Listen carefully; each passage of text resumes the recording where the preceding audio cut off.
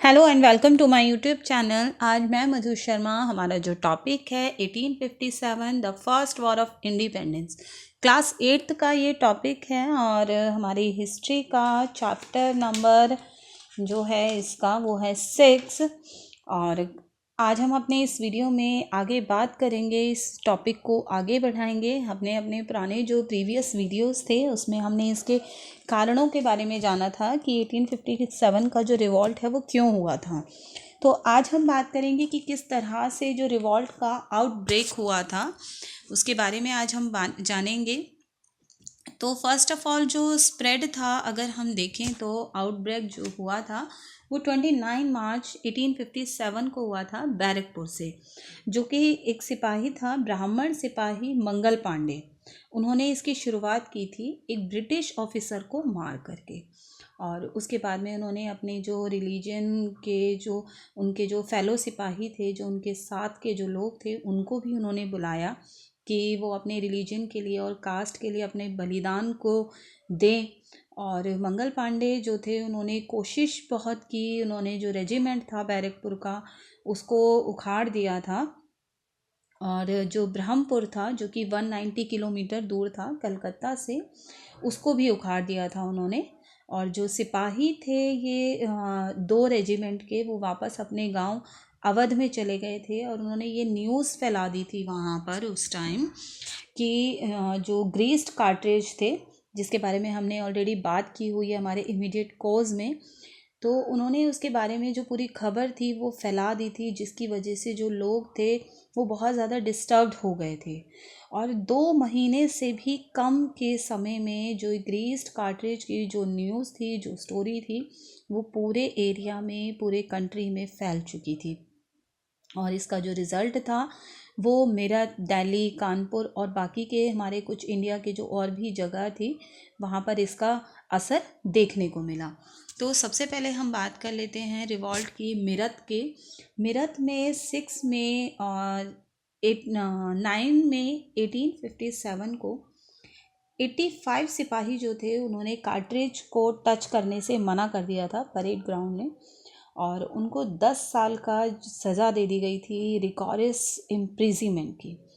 और 9 मई को उनको फिर दोबारा से उनको लेके गए परेड ग्राउंड में। उनको दोबारा लेके जब गए तो उनकी जो यूनिफॉर्म थी स्ट्रिप्ड कर दी गई उनके बैग से। और जितना जो भी उस टाइम पे जो ट्रूप्स जो थे उस टाइम पर, उनके सामने ये काम किए गए, उनकी प्रेजेंस में। और नेक्स्ट डे 10 मई को उनके जो सारे सिपाही थे मेरठ में, उन्होंने ओपनली रिवॉल्ट कर दिया यहाँ पर। और फिर वो जेल की तरफ भागे। उन्होंने सारे जो प्रिजनर्स थे, जो कैदी थे जेल में, उन सबको रिलीज़ कर दिया। और उन्होंने काफ़ी सारे ब्रिटिश ऑफिसर भी मारे। और जो उनके हाउसेस थे उनको जला दिए, उनके गन्स को ले लिया, एमिनेशन को जो। और इट मीन्स फिरंगीज़ के अगेंस्ट उन्होंने वॉर डिक्लेयर कर दिया था। और जो सोल्जर्स थे उन्होंने डिटरमाइन कर लिया था कि वो कंपनी का जो रूल है उसको एंड करेंगे। और आगे आता है फिर उसके बाद में झांसी, ग्वालियर, जो कि सेंट्रल इंडिया था हमारे इंडिया का, हमारा तो मध्य भारत भी हम उसको बोलते हैं, मध्य प्रदेश बोलते हैं। तो सेंट्रल इंडिया में जो लीडर्स थे वहाँ पर कुछ पाए गए, जैसे तात्या टोपे, रानी लक्ष्मीबाई थी झांसी की। उन्होंने भी झांसी में जून 1857 में रिवॉल्ट शुरू कर दिया था। और झांसी का जो फोर्ट्रेस था उस पर भी करीब 10,000 बंडल्स और नियरली करीब 2,000 सिपाहियों ने उन पर अटैक भी किया। और जो सर हगरोज थे उन्होंने भी फोर्ट्रेस जो था, झांसी का जो किला था, मार्च 1858 में उस पर कब्जा कर लिया था। और इसके अलावा जो रानी लक्ष्मीबाई की गाइडेंस में बहुत सारे सिपाहियों ने भी रिवॉल्ट में हिस्सा लिया, उनकी लीडरशिप में।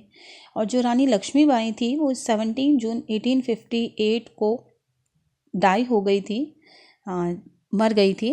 और जो तात्या टोपे थे वो बहुत जगह पर वो इधर उधर घूमते रहे। और जो उनको फिर बाद में 1859 में उनको पकड़ लिया गया और अप्रैल 1859 में उनको मार दिया गया।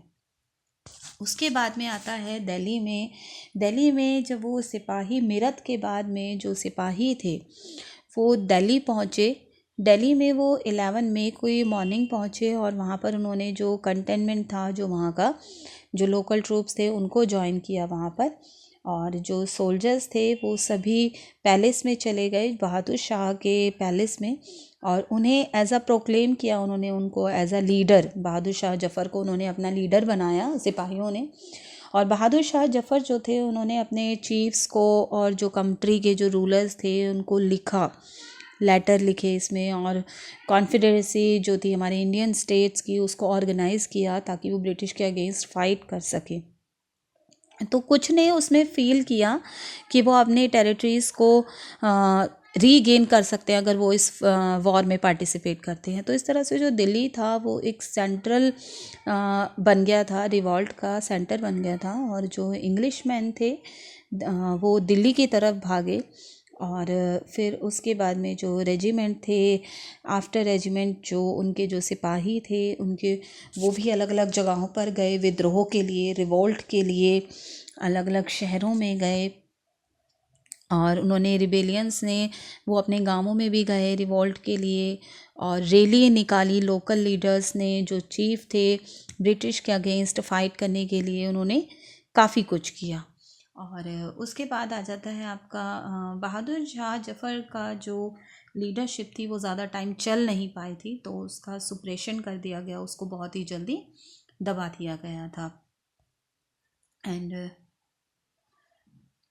तो इस तरह से हमारा जो रिवॉल्ट था वो फैला था। और एक हमारा कानपुर में भी जो रिवॉल्ट था वो फैला था उसमें। अब रिवॉल्ट जो था वो कानपुर में नाना साहिब ने ही फैलाया था उसको, जो कि बाजीराव सेकेंड के अडॉप्टेड सन थे, और उन्होंने वहाँ पर उस ऑपरेशन को डायरेक्ट किया।